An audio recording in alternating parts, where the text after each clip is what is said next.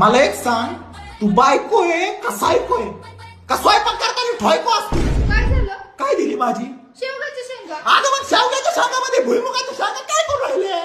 गडबडीत शेंगदाण्याच्या ऐवजी शेंगा टाकून दिल्या. शेंगदाण्याऐवजी शेंगा? अगं एका दिवशी मटणाऐवजी बोकड नको बांधून देऊ गाडीला म्हणजे बरं होईल. याचं काय दिलं बांधून? पोळी.